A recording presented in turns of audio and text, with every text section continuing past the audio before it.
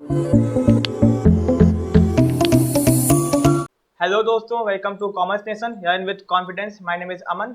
दोस्तों, आज हम लोग फाइनेंशियल मार्केट का 7th पार्ट के ऊपर डिस्कस करेंगे। इसके पहले 6 वीडियो अपलोड हो चुके हैं जो कि आपके बेचू बीकॉम और एमकॉम एंट्रेंस दोनों के बहुत ज़्यादा इंपॉर्टेंट हैं। ठीक है, इसके पहले जो 6 वीडियो अपलोड हुए हैं वो आपके एग्जाम के लिए बहुत इंपॉर्टेंट है, तो पहले आप लोग उसको देख लीजिए, तभी आपको ये बेनिफिट करेगा। ठीक है, तो आज का जो अपना टॉपिक दोस्तों ये 7th पार्ट है। ठीक है, इसके पहले आपके अपलोड हो चुके हैं 6 वीडियो। ठीक है, ये 7th पार्ट है दोस्तों।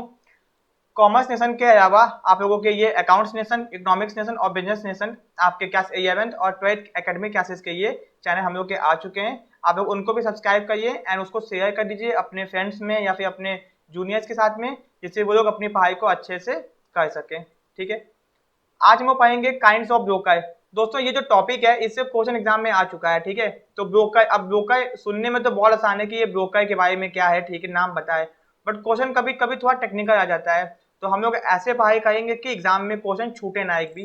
तो देखिए, काइंड्स ऑफ ब्रोकर। अब ये ब्रोकर होते कौन है दोस्तों? ये ब्रोकर होते हैं स्टॉक मार्केट के अंदर, जो कि सिक्योरिटीज को खरीदते बिकवाते हैं। अब मैंने यहाँ पे सिक्योरिटीज क्यों कहा? सिक्योरिटीज के अंदर शेयर डिबेंचर सब आ गए।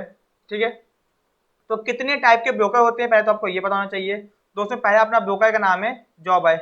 इस बात को आप पहले माइंड में क्लियर कीजिए कि ब्रोकर वो लोग होते हैं जो कि शेयर मार्केट के अंदर शेयर को खरीदते हैं, बिकवाते हैं एंड उसके बदले में कमीशन चार्ज करते हैं। ठीक है, अपने मन से ये लोग काम नहीं करते हैं दोस्तों। ठीक है, ये सेबी के द्वारा रजिस्टर्ड ब्रोकर होते हैं। हर ब्रोकर को सेबी के पास में रजिस्ट्रेशन करवाना पड़ता है। ठीक है, तो चलिए हम लोग स्टार्ट करते हैं अपने टॉपिक को। पहला है jobber. Jobber purchase and sell security in his own account and not has no contact with the general public. मतलब ये खुद ही से क्या बोलते हैं, कंपनी का शेयर खरीद देता है।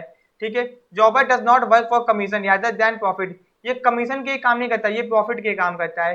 कहने का मतलब है कि ये खुद ही क्या बोलते हैं अपने पास खरीद के शेयर को रखा रहता है एंड जब भी दिखता है मार्केट में कोई क्लाइंट तो उसको प्रॉफिट पे वो बेच देता है, कमीशन पे ये काम नहीं करता है। जॉबर इज अ प्रोफेशनल स्पेकुलेटर। ये एक तरह का प्रोफेशनल है, मतलब कि एकदम प्रोफेशनली काम करता है। ठीक है, तो इस बात को ध्यान रखिएगा कि जॉबर जो होता है सिक्योरिटीज को खरीदता बेचता है अपने अकाउंट पे, अपने बिहाफ पे खुद ही खरीद के रखता है एंड ये कमीशन नहीं प्रॉफिट के लिए काम करता है। ठीक है, अब आपको जॉबर क्लियर हो गया। एंड दोस्तों, ये एक टाइप का ब्रोकर भी है, ब्रोकर या फिर कमीशन ब्रोकर। ठीक है, ये क्या है? ब्रोकर आय कमीशन एजेंट। ब्रोकर जो होते हैं वो कमीशन एजेंट होते हैं।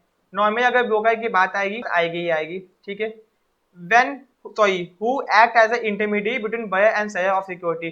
जो खरीदने वाले और बेचने वाले के बीच में बायर की और सिक्योरिटी उसकी तरह काम करता है, आपका इंटरमीडिएट की काम करता है।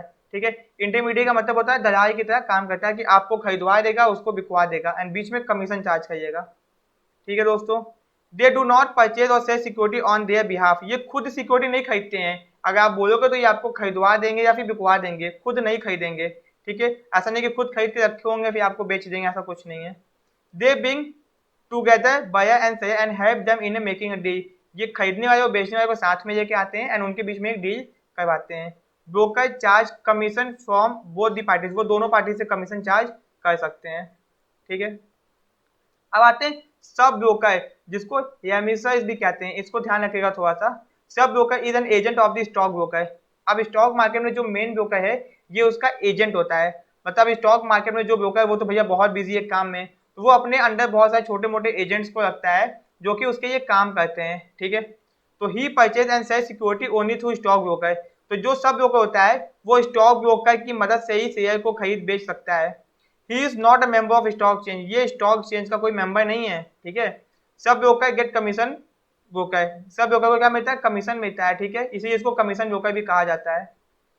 He is also known as half commission man. तो दोस्तों, ये सब ब्रोकर है। अब मैं आपको थोड़ा आसान कर दूं कि मान लीजिए मैं किसी स्टॉक मार्केट का ब्रोकर हूँ। ठीक है, तो मैंने अपने अंडर किसी को रख लिया। अब मैं उसको कहूंगा ठीक है तुम काम ढूंढ के आओ, किसको खरीदना है किसको बिकवाना है। ठीक है, वो जाएगा काम ढूंढ के लेके आएगा। अब वो बिकवाएगा तो मैं उसको कमीशन दूंगा। वो मेरे ये काम करता है और मैं स्टॉक मार्केट के लिए काम करता हूँ, इसे ये हाफ कमीशन मैन। अब जो मैं पैसा कमाऊंगा उसमें थोड़ा कमीशन मैं उसको भी दे दूंगा। His commission cannot exceed 40% of the commission received on the business transaction by them। मतलब 40% कमीशन से ज्यादा इसका कमीशन नहीं होना चाहिए। जो भी ब्रोकर को कमीशन मिला है, मान लीजिए ब्रोकर को 1 लाख कमीशन मिला है तो इसको 40,000 से ज्यादा पैसा नहीं मिलना चाहिए। ठीक है, eligibility criteria, he is not as an 21 year age. 21 साल से कम का नहीं होना चाहिए। He is not convicted of any offence. किसी भी चीज में गुनाहगार साबित ना हुआ वो, किसी भी ऑफेंस मतलब गलत काम के चक्कर में, गुनाह के चक्कर में। He has pass 12th standard from the recognised institute, और भैया क्या 12th भी पास किया हो वो, ठीक है। इतने सारे आपके एलिजिबिलिटी क्राइटेरिया हैं आप इस एमएसएस के लिए, ठीक है। अब दोस्तों ये तैनी वाहिया क्या होता है, ठीक है। ये आपने नाम कभी ना कभी तो सुना ही होगा, अगर आपने एमकॉम किया है तो बीकॉम में भी आप लोगों ने सुना तो कभी ना कभी होगा ही, ठीक है। और Tarawaniwala is an active member of the Bombay stock exchange, तो इसको याद रखिएगा कि जो तैनी वाहिया उसका कनेक्शन किससे, बॉम्बे स्टॉक एक्सचेंज से है, सीधे सीधे। He is very similar to jobber, ये जॉबाई की तरह ही होता है in the London stock exchange. अगर लंदन स्टॉक एक्सचेंज में ये जॉबाई की तरह काम करता है। अब ये जॉबाई कौन होता है दोस्तों, ठीक है। जॉबर जो होता है वो खुद ही शेयर खरीद लेता है एंड फिर उसको प्रॉफिट के लिए बेच देता है, ठीक है। He can act as both as a broker as well as jobber, ये ब्रोकर की तरह काम करता है और जॉबर की तरह, दोनों की तरह काम करता है, ठीक है। अब फ्योर ब्रोकर ये क्या होता है, ऑथराइज क्लर्क या फिर सब ब्रोकर, इनको ऑथराइज क्लर्क भी कहते हैं या फिर सब ब्रोकर भी कहते हैं, ठीक है। Transact business on behalf of their client, मतलब कि क्लाइंट कभी कभी नहीं होते हैं, ठीक है। जब क्लाइंट लोग नहीं होते हैं, ठीक है, उनके बिहाफ पे ये बिजनेस करते हैं, शेयर को खरीदते हैं बेचते हैं, ठीक है। तो दोस्तों यहाँ पे आपको सबसे पहले तो इस बात का ध्यान रखना है कि ब्रोकर के अंदर कितने लोग आते हैं, तैनी via, floor broker, commission agent, half man commission, जॉबर broker, commission broker, नाम याद रखिएगा। पूछ देगा इनमें कौन सा ब्रोकर है कौन सा ब्रोकर नहीं है, ठीक है। तो यहाँ पे अपने काइंड्स ऑफ ब्रोकर खत्म हो गए। अब हम लोग देखेंगे काइंड्स ऑफ स्पेकुलेटर्स। अब भैया ये स्पेकुलेटर्स होते कौन है, तो दोस्तों जो शेयर बाजार है वो बहुत मतलब कि इसकी बिजनेस होता है, जहां पे क्या बोलते हैं, बहुत लोग अंदाजा मारते हैं कि इस कंपनी का शेयर का दाम ऊपर जाएगा नीचे जाएगा, तो अंदाजा लगाते हैं। तो वो एक बहुत बड़ा बिजनेस है, सट्टेबाजी आप समझ लीजिए। सट्टेबाजी करते हैं कि हाँ इसका दाम ऊपर जाएगा नीचे जाएगा, एंड उसी के हिसाब से ये लोग प्रॉफिट को अर्न करते हैं। तो दोस्तों पहला जो आपका है उसको बोलते हैं बुल्स, जिसको तेजी वाला भी कहते हैं। एंड दोस्तों ये ऑप्टिमिस्टिक होता है। अब दोस्तों ये ऑप्टिमिस्टिक का मतलब क्या होता है आप लोग कमेंट करके बताएंगे। इंग्लिश अगर आप लोगों ने पढ़ा है कभी ना कभी तो ऑप्टिमिस्टिक और पेसिमिस्टिक का मतलब आपको पता होगा। तो जो भी ये वीडियो देखे अगर उसको ऑप्टिमिस्टिक या पेसिमिस्टिक का मतलब पता है वो बताए, अगर नहीं पता है तो वो उसको सर्च करे एंड कमेंट करके बताए कि ऑप्टिमिस्टिक और पेसिमिस्टिक का मतलब क्या होता है। तो दोस्तों ये जो बुल होता है ये एक तरह का स्पेकुलेटर है एंड तेजी वाला, इसको तेजी वाला भी कहते हैं। They expect a rise in the price of security, इसको याद रखिएगा दोस्तों, ये सोचता है ये एक्सपेक्ट करता है कि सिक्योरिटी के दाम क्या होंगे, राइज होंगे, बढ़ेंगे फ्यूचर में, ठीक है। And they purchase security with intention to sell higher in prices in future, ये क्या करता है सिक्योरिटी को खरीद देता है कि फ्यूचर में जब दाम और बढ़ेंगे तो वो उनको दाम बेच देगा। मतलब कि ये बुल क्या करता है, इसको लगता है कि मार्केट में सिक्योरिटी के दाम हाई होने वाले हैं, तो ये सिक्योरिटी को खरीदेगा एंड जब दाम हाई होंगे तो ये इसको बेच के प्रॉफिट कमाएगा, ठीक है। इसको याद रखिएगा, पूछा गया क्वेश्चन। एंड ये क्या एक्सपेक्ट करता है कि सिक्योरिटीज के दाम इंक्रीज होंगे। अब बीआई जिसको मंडी बाजार भी कहते हैं, अब दोस्तों इसकी पेसिमिस्टिक सोच होती है, ठीक है। तो इसको आप लोग कमेंट करके बताएंगे। They expect a fall in the price of security, ये एक्सपेक्ट करता है कि फ्यूचर में सिक्योरिटीज के दाम गिरेंगे, ठीक है। They sell security at the present, ये सिक्योरिटीज को तुरंत ही बेच देते हैं with a view to purchase यूआई at the prices in the future, जिससे वो बाद में क्या कर सकें, सस्ते दाम पे सिक्योरिटीज को खरीद सकें। एंड अभी करंट में बेच देंगे तो उनको प्रॉफिट हो जाएगा क्योंकि बाद में सिक्योरिटीज तो सस्ती होने वाली है। दोस्तों ये एक एक्सपेक्टेशन है, मतलब ये लोग सोचते हैं, ऐसा होगा ये कंफर्म नहीं है। तो ये जो आपका बीआई है ये सोचता है कि सिक्योरिटी के दाम फ्यूचर में गिरने वाले हैं, तो ये अभी बेच देता है जिससे फ्यूचर में क्या करे, सस्ते दाम पे सिक्योरिटी को खरीदे एंड जब फ्यूचर जब वापस दाम बढ़ जाए तो बेच के वो पैसा कमाए, ठीक है। स्टैग ये क्या होता है, he is a cautious speculator in stock exchange, cautious मतलब बहुत एकदम घबराया हुआ स्पेकुलेटर होता है। He applies for a share in new company, ये नई कंपनी में शेयर की अप्लाई करता है and expect to sell them at a premium, और ये सोचता है कि उसको प्रीमियम में बाद पे बेचेगा इफ ही गेट्स अलॉटमेंट, जब उसको अलॉटमेंट मिल जाती है। मतलब कि ये एक तरह का स्पेकुलेटर ही है आपका। ये क्या करता है नई नई कंपनियों में अप्लाई करता है एंड जब इसको अलॉटमेंट शेयर मिल जाता है तो ये प्रीमियम पे दूसरों को बेचता है एंड वही उसका प्रॉफिट है। सेलेक्ट ओनली दोज कंपनी हो शेयर मोर इन डिमांड, मतलब कि मान लीजिए भैया मुकेश अंबानी जी की कंपनी है जियो, उसका शेयर जल्दी मिलता नहीं है, तो इसने क्या किया जब भी शेयर इशू होता है तो वहां पे ही अप्लाई कर देता है एंड अगर उसको अलॉटमेंट हो गया तो ये प्रीमियम पे किसी और को बेच देता है। ये उन्हीं कंपनी का शेयर खरीदता है जिसकी डिमांड बहुत ज्यादा होती है।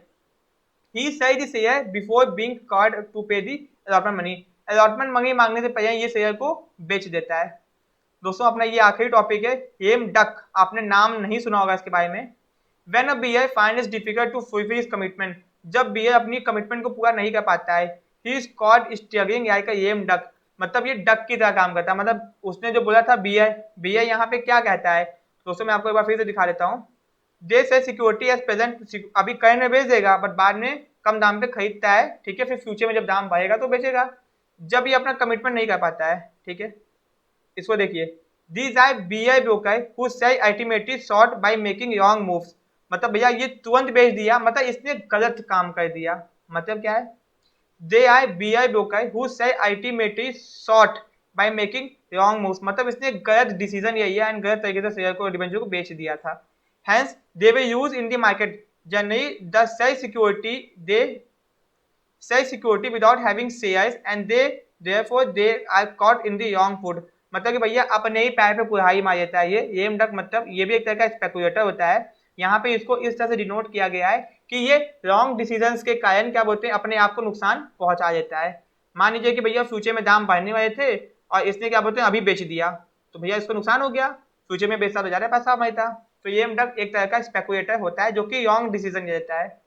तो दोस्तों हम लोगों ने kinds of broker and kinds of speculator को पढ़ लिया, अपना ये टॉपिक खत्म है। वीडियो बहुत छोटी है, इसको देखेंगे समझेंगे तो आपको आ जाएगा। इसके बाद दोस्तों जो बाकी के टॉपिक्स अपने हैं वो भी आ जाएंगे। हम लोग कितने टाइप की क्रेडिट एजेंसीज होती हैं उनको भी देखेंगे बहुत जल्दी, एंड छोटे छोटे वीडियोस के अंदर टॉपिक को कवर करेंगे। अगर आपको वीडियो पसंद आया तो वीडियो को लाइक, चैनल को सब्सक्राइब जरूर कीजिएगा दोस्तों, एंड हम लोग के अदर चैनल्स जो हैं उनको भी सब्सक्राइब कर लीजिए, अकाउंट्स नेशन, इकोनॉमिक्स नेशन और बिजनेस नेशन, जहाँ पे आपको एकेडमिक क्लास 11th और 12th के सारे वीडियोस फ्री में अवेलेबल करवाए जाएंगे। तो मिलते हैं अपने नेक्स्ट वीडियो में। Thank you so much.